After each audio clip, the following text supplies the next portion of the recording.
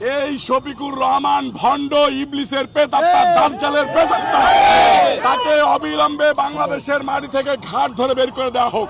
তাদেরকে 12 তারিখ না বলুন, ধানের শীষে ভোট দিন। এই রাজাকার আলবদর আল শামদেরকে ইনশাল্লাহ পাকিস্তানে পাঠিয়ে দেব। আপনারা সোশ্যাল মিডিয়া ইউজ করেন, আপনাদের মধ্য দিয়ে আমরা খবর জানতে পাই।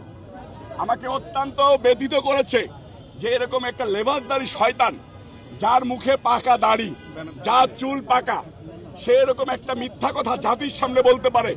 এবং তার চাইতে সবচেয়ে বড় বিষয়, যে নারীদের গর্ভে আমি জন্ম নিয়েছি সেই নারীদেরকে সে পতিতা বলেছে। এই কুলাঙ্গারকে বাংলাদেশের মাটি থেকে অতি দ্রুত ঘাট ধরে বের করে দেওয়া উচিত। যে নারীদেরকে সম্মান করতে পারে না, সে কোনো দলের প্রধান হতে পারে না। যে মা বোনদেরকে সম্মান করতে পারে না, সে দেশের কোনো ক্যান্ডিডেট হতে পারে না।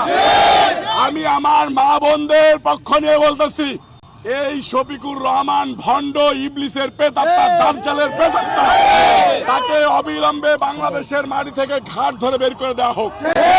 মা বোনদেরকে জাগ্রত করার জন্য বলতেছি, আপনারা রাজপথে নেমে আসেন। আপনারা 12 তারিখ ব্যালটের মধ্য দিয়ে এই ধর্ষকদেরকে না বলুন, এই রাজাকার আলবদর আল শামদেরকে না বলুন। এই যে ছাত্রলীগ যুবলীগের ভিতরে থেকে, যারা আওয়ামী লীগের ভিতরে থেকে বাংলাদেশকে নিয়ে ষড়যন্ত্র লিপ্ত থেকে দুর্নীতিগ্রস্ত হয়েছে, তাদেরকে 12 তারিখ না বলুন, ধানের শীষে ভোট দিন। এই রাজাকার আলবদর আল শামদেরকে ইনশাল্লাহ পাকিস্তানে পাঠিয়ে দেব। বাচ্চাদের কাছে যে বাচ্চাদের ঠোঁটে চুমো দেয়,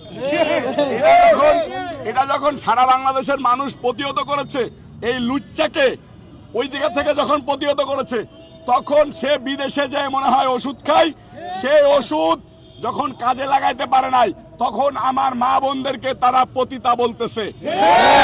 ইনশাল্লাহ 12 তারিখ এই লুচ্চা শফিকুর রহমানকে ব্যালটের মধ্য দিয়ে তাদেরকে বুঝিয়ে দেব রাজাকার।